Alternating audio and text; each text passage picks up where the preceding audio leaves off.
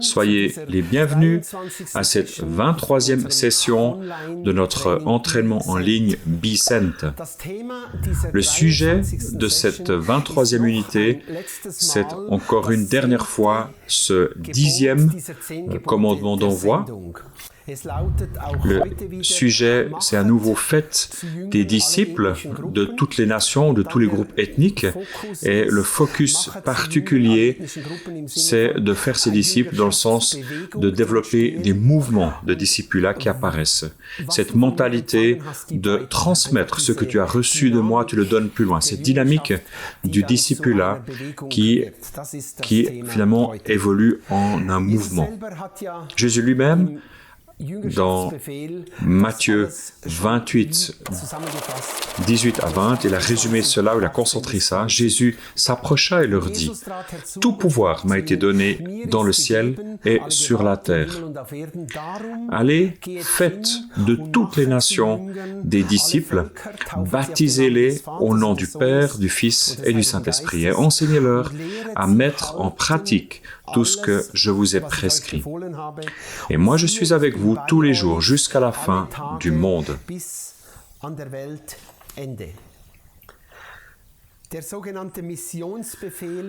Le grand commandement missionnel ou missionnaire est en fait un grand commandement de discipulat. Faites des disciples.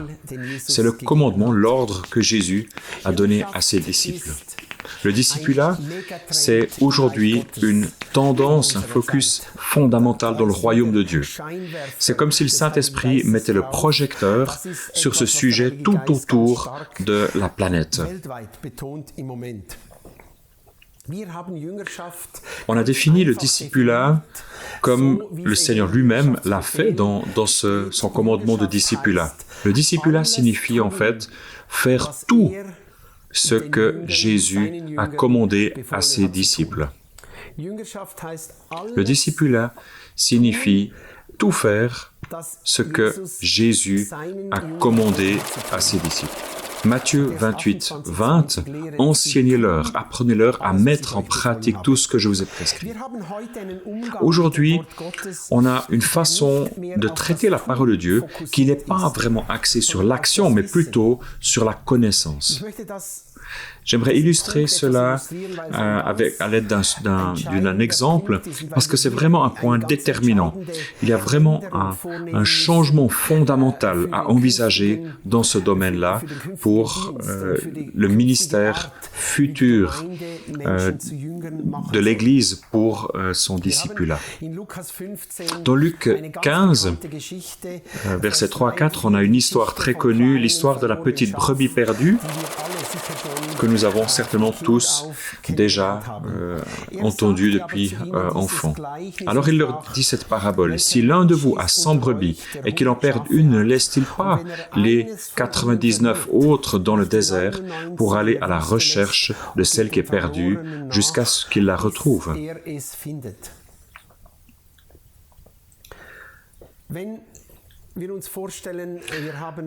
On s'imagine un couple chrétien. Elle s'appelle peut-être Sarah. Et ils ont un fils qui s'appelle Nathanaël. Le premier fils est né, le petit Nathanaël est né, et il commence à lui raconter les histoires bibliques. Le soir, lorsque le papa rentre peut-être du travail, le petit est peut-être déjà au lit, il lui raconte l'histoire de cette petite brebis qui s'est perdue. Et le berger le cherchait. Et le père raconte cette histoire, peut-être même qu'il joue un peu cette histoire, il imite la brebis, et le petit regarde cette histoire et entend cette histoire et il sent qu'il y a quelque chose de très particulier là. cela. Un peu plus tard, lorsque le petit Nathanaël est un peu plus grand, il va à l'école du dimanche, et à nouveau, il entend l'histoire de la brebis perdue. Et à cette occasion, on va encore bricoler, on va faire une boule de ouate, on va le coller sur une feuille, et le petit rentre à la maison après le culte, tout fier, montre ce petit mouton à ses parents, et ils le mettent contre le mur, et puis peut-être qu'ils font même une photo pour l'envoyer à l'oncle ou autre. Il y a de nouveau cette histoire de la brebis perdue. Et lorsqu'il est plus grand, il entre en groupe de jeunes, et là, le mouton va être mimé, ils vont faire une histoire, il y a de nouveau l'histoire de la brebis perdue, et on en fait une scène, un sketch, et on met peut-être un linge blanc sur quelqu'un, et on court dans la région, et le loup qui court derrière, etc. On le joue. Et lorsque l'enfant est plus grand, en tant qu'ado, alors à nouveau, cette histoire de la brebis perdue est de nouveau lue. Peut-être qu'on le joue, peut-être on le mime avec plus d'action, peut-être un samedi soir dans la forêt, on joue en jeu de nuit. Et de nouveau, il y a cette histoire de la brebis perdue, il y a de l'action, il y a et lorsqu'il est encore jeune adulte, on entend à nouveau cette histoire. Et on va peut-être à une conférence, et il y a des conférenciers ouins qui viennent, et ils apportent de nouveau ce sujet. Et peut-être 10 fois ou 15 fois, cette histoire a déjà été prêchée et entendue jusqu'à ce qu'on soit adulte. Et ensuite, c'est aussi prêché à l'église, durant le culte, etc. Et donc, nous rencontrons cette histoire toujours et encore et encore. Mais à aucun moment, quelqu'un aurait pensé à faire ce que Jésus voulait dire dans cette histoire. C'est-à-dire que ceux qui sont déjà sauvés, eh bien, on les laisse dans le but d'aller chercher les brebis perdues. C'est comme si nous prenions la parole de Dieu en otage, nous la racontons, nous induisons la connaissance, la compréhension du message, mais c'est comme si la mise en pratique n'est pas la conséquence logique. Et là, il y a besoin d'un changement fondamental. Nous devons commencer à non seulement partager la parole, mais la faire également, la pratiquer, pas juste augmenter nos connaissances. Nous devons mettre cela en pratique dans la vie, tous ces sujets de la parole de Dieu. Il y a dans la Bible, dans le Nouveau Testament, aucune parole plus incisive du Seigneur que celle qui concerne les personnes qui connaissent la parole de Dieu mais qui ne la mettent pas en pratique. On est surpris, on est étonné de lire à quel point Jésus parle durement à ces personnes qui entendent la parole de Dieu et la connaissent, mais qui ne la mettent pas en pratique, qui se sont seulement appropriés des connaissances. Matthieu 7, c'est un de ces passages intéressants à partir du verset 21. Tous ceux qui me diront « Seigneur, Seigneur » n'entreront pas dans le royaume des cieux, mais seulement celui qui fait la volonté de mon Père céleste. Jésus induit même que nous sommes quasiment en train de quitter le royaume de Dieu si nous ne pratiquons pas la parole de Dieu. Pas seulement quand nous disons « Seigneur, Seigneur ». C'est pourquoi toute personne qui entend ces paroles que je dis et les met en pratique, je le comparerai à un homme prudent qui construit la maison sur le rocher. Mais toute personne qui entend ces paroles et que je dis et ne les met pas en pratique ressemblera à un fou qui a construit sa maison sur le sable. Il y a un passage effrayant dans Romains 2, 12 à 13, où il est aussi question de mettre en évidence les personnes qui connaissent la loi, mais qui ne la pratiquent pas. Tous ceux qui ont péché sans loi périront ainsi sans la loi. Et tous ceux qui ont péché sous la loi seront jugés au moyen de la loi. En effet, ce ne sont pas ceux qui écoutent la loi qui sont justes devant Dieu, mais ce sont ceux qui la mettent en pratique qui seront déclarés justes. À nouveau, très radical, nous sommes invités à faire ce que nous avons appris et ce que nous connaissons de la parole de Dieu. Jacques 1, 17 et aussi 22 à 25. Mettez en pratique, mettez la parole en pratique et ne vous contentez pas de l'écouter en vous trompant vous-même par de faux raisonnements. En effet, si quelqu'un écoute la parole et ne la met pas en pratique, il ressemble à un homme qui regarde son visage dans un miroir et qui, après s'être observé, s'en va et oublie aussitôt comment il était. Mais celui qui a plongé les regards regarde dans la loi parfaite, la loi de la liberté, et qui a persévéré, celui qui n'a pas oublié ce qu'il a entendu, mais qui se met au travail, celui-là sera heureux dans son activité. Il sera heureux dans son activité, mais les autres ne seront pas heureux. Il y a aussi des paroles de jugement de la part de Jésus, où vraiment il y a comme du jugement qui transparaît. Matthieu 25, 45-46. Et il leur répondra, « Je vous le dis en vérité, toutes les fois que vous n'avez pas fait cela à l'un des plus petits, c'est à moi que vous ne l'avez pas fait. » Plus tard, il est dit, alors, eh bien, en vérité, je vous le dis, ce que vous n'avez pas fait au plus petit, eh bien, vous ne l'avez pas fait non plus à moi-même. Et ils iront à la peine éternelle. Donc, il est vraiment question de l'enfer qui est prononcé ou proclamé pour ceux qui ne font pas cela, ceux qui ne connaissent, qui ne font pas ce qu'ils connaissent de la parole de Dieu. Matthieu 23, et ces grands règlements de compte avec les pharisiens, ces hommes pieux qui apprenaient la Bible par cœur et tout ça, et qui ont beaucoup étudié les choses et qui ont quotidiennement se sont imbibés des connaissances, mais qui ne la mettaient pas en pratique. Et lorsque Jésus règle ses comptes un peu, ou 7 fois, il dit « malheur à vous », où il parle contre les pieux de son époque, bien la première chose qu'il leur dit, Matthieu 23, 3 et ensuite 13 à 14, tout ce qu'ils vous disent de respecter, faites-le donc, et respectez-le et n'agissez pas comme eux, car ils disent et ne font pas. Malheur à vous, spécialistes de la loi et pharisiens hypocrites. Malheur à vous, dit Jésus à ceux qui entendent ou connaissent la parole de Dieu, mais qui ne la mettent pas en pratique. Il parle ensuite aussi d'une église dans l'Apocalypse, qui est mentionné dans l'Apocalypse de l'église de Sardes. Il est dit, voici ce qui est dit, je connais tes œuvres, je sais que tu passes pour être vivant, mais tu es mort. Sois vigilant et affermis le reste.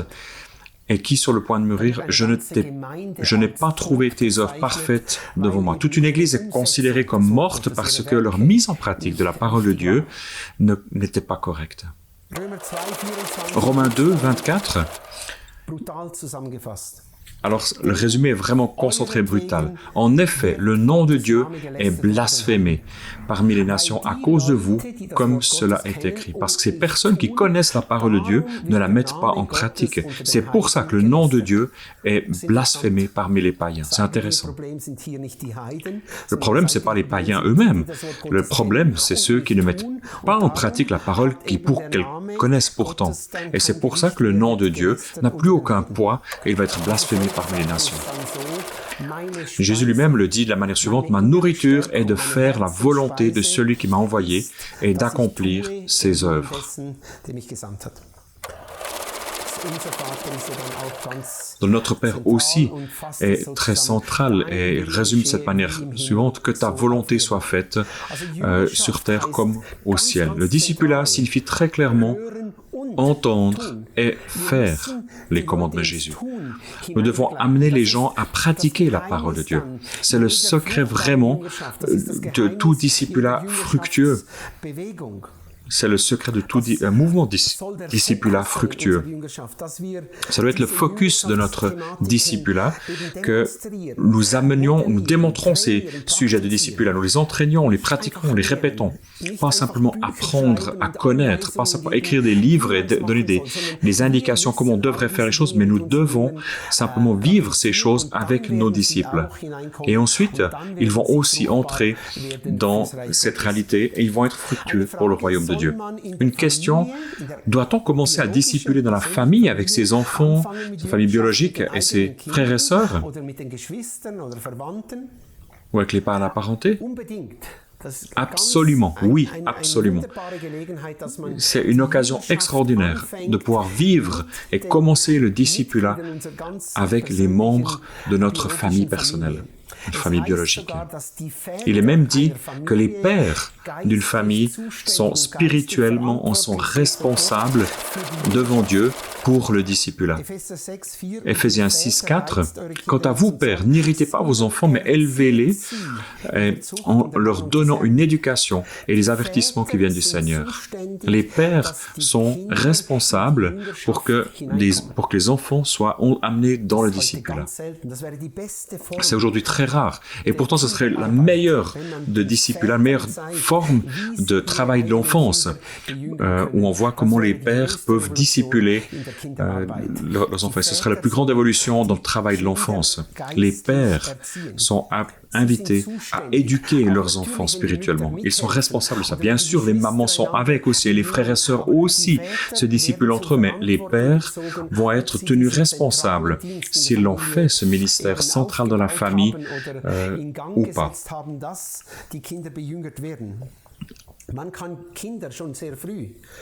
Les enfants peuvent être très rapidement, à partir de 3 à 4 ans, on peut vraiment commencer à vivre le discipulat avec les enfants, de leur montrer des choses, à vivre avec eux, à prier avec eux, d'écouter la voix de Dieu ensemble, de pouvoir prier pour des malades avec eux.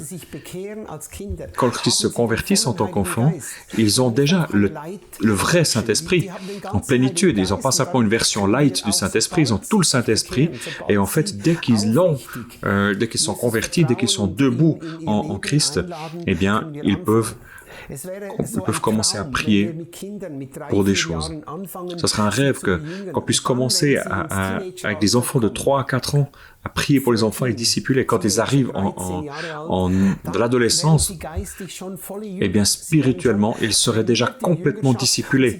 Ils seraient déjà des adultes spirituels d'une certaine façon et ils pourraient vivre leurs années de l'adolescence pour déjà discipuler d'autres personnes, peut-être des frères et sœurs qui ne sont pas encore disciples ou d'autres enfants. Ils pourraient commencer à pratiquer le discipulat durant ces années un peu sauvages de l'adolescence.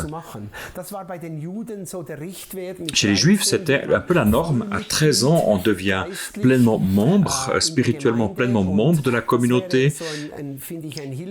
Et je trouve que c'est une bonne indication d'âge qu'à 3-4 ans, on commence et à 13 ans, qu'on ait terminé le discipulat avec les enfants, ils pourraient eux-mêmes déjà discipuler des personnes. C'est intéressant aussi de voir qu'en Chine ou en Inde, dans ces grandes percées spirituelles, ce sont les ados qui ont été les porteurs de cette multiplication. Ces équipes qui ont amené Réveil en Chine, ils avaient peut-être 19 ans, ce n'étaient pas des adultes ou des personnes âgées, c'était vraiment des ados. Une autre question, combien de temps faut-il à un chrétien né de nouveau pour devenir un disciple mature?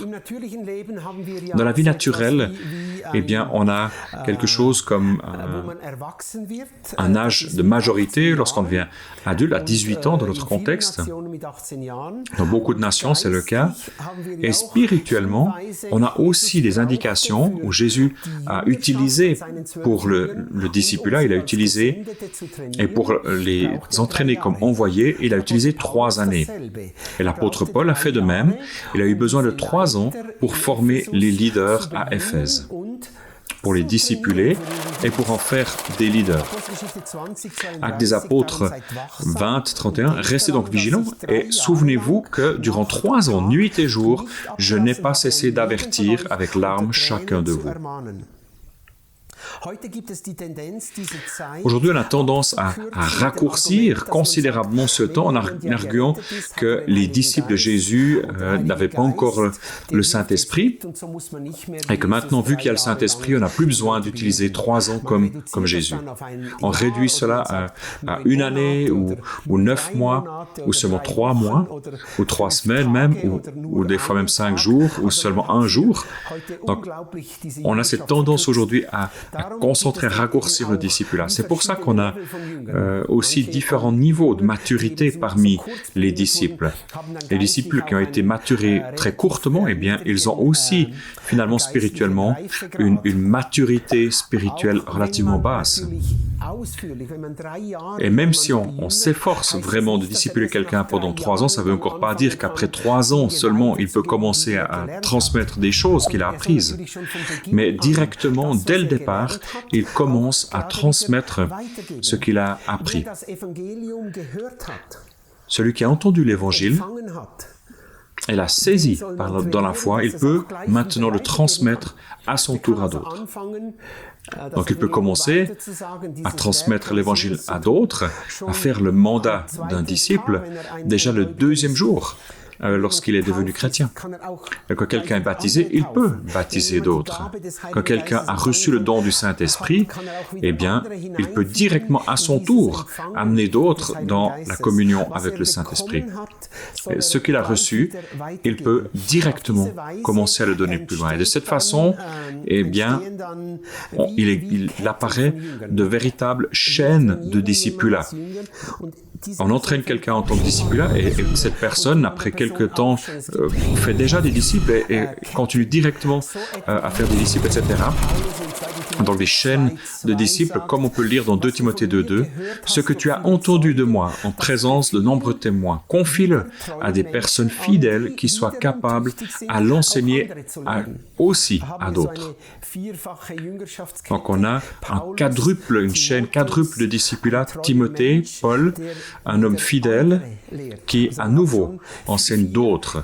Donc on a 4 générations qui sont impliquées dans ce verset. Le secret, c'est que ce que toi tu as entendu, dit Paul, eh bien donne-le maintenant à des personnes fidèles.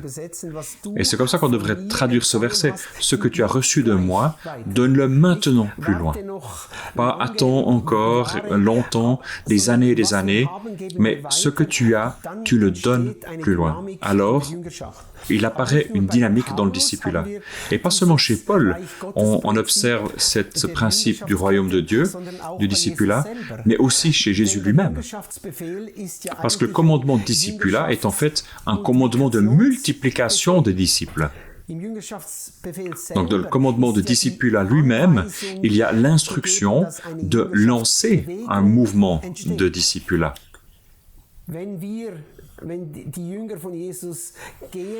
Lorsque les disciples de Jésus vont, alors ils entraînent des disciples et leur donnent aussi le commandement qu'à leur tour, ils aillent aussi et fassent des disciples à leur tour et qu'eux donnent plus loin à d'autres disciples vers d'autres disciples. Le but de ce discipulat, c'est qu'un mouvement de discipulat puisse apparaître. On appelle ça un MMD, un mouvement de multiplication de disciples. Un mouvement de multiplication de disciples. Un mouvement de discipulat. Un mouvement de multiplication de disciples. Et on définit ça internationalement. Un mouvement de discipulat correspond au fait que il y a 1000 personnes qui sont baptisées. Ils se rencontrent en 100 groupes de discipulat et ils se sont déjà multipliés dans 4 générations. Alors on parle d'un mouvement de discipulat. Dans le monde, il y a beaucoup de ces mouvements de discipulat. Il y a des nouveaux qui sont générés, sont créés et que le discipulat commence à se multiplier, à se reproduire lui-même. Et lorsque nous parlons de discipulat ici, et dans les prochaines sessions, nous allons très concrètement regarder chaque sujet du discipulat, on va les regarder individuellement, comment pouvons-nous transmettre cela et qu'est-ce que nous sommes invités à transmettre à nos disciples. On ne doit pas perdre de vue que, dans le fond, on n'est pas juste en train d'avoir un disciple dans la perspective, mais nous avons des disciples qui font des disciples que comme une explosion, comme une avalanche se produisent. Et là, à nouveau, un temps d'appropriation de cette deuxième partie. Quelqu'un du groupe répète cet enseignement, ce qu'il a entendu, et les autres complètent. Et dans le groupe, on va discuter les choses et nous écrivons finalement ce que nous avons appris personnellement. Ensuite, nous réfléchissons et discutons avec les gens de notre groupe qui, dans notre contexte de notre famille, environnement familial, devrait être invité au discipulat. Chaque groupe présente ensuite ce qu'il a appris et définit finalement la mise en œuvre, le outreach. Et ensuite, on passe à la mise en pratique, au outreach, que nous allions et pratiquions ça de manière tout concrète. Nous sortions de la salle d'entraînement ou la salle de formation et que nous puissions le mettre en pratique. On maintient ce schéma en place. Nous ne voulons pas arrêter de prier dans tout ce processus de discipulat, de ce mouvement de discipulat. Nous voulons 4 à 6 heures par semaine, nous voulons prier et faire des marches de prière, et pour le reste du temps, 6 à 9 heures par semaine, nous voulons vraiment aller en priant, mais aussi allons et en cherchant les non-atteints avec un but évangélistique, chercher les personnes de paix, puissions prêcher l'évangile de Dieu, raconter le chemin de salut, faire des études bibliques évangélistiques avec des intéressés, donner également le témoignage, appeler des personnes à se repentir, ensuite les accompagner dans le processus de conversion, foi, repentance, baptême, accueil du Saint-Esprit. Ensuite, prier une action de proximité aussi pour 10 personnes malades. Également ressusciter les personnes si ça se donne. Et toujours encore, écouter les directives du Saint-Esprit pour les perdus et pour les persécutés aussi, prier pour les 200 millions de chrétiens persécutés dans le monde et intensément prier aussi que le Saint-Esprit, le Seigneur nous montre quelles sont les personnes que nous sommes invités à discipuler. Comme Jésus qui a prié une nuit avant de choisir ses disciples. Ensuite, concrètement, nous appelons les disciples. Nous les appelons maintenant. Tout d'abord, des personnes de notre environnement familial, des hommes, des femmes, des enfants, à entrer en discipulat avec moi, avec toi. Dans cette semaine, dans ces jours, et nous leur demandons si nous pouvons les aider à devenir des disciples, les entraîner. Là aussi, cet enseignement-là ne fait pas de sens si nous ne le pratiquons pas.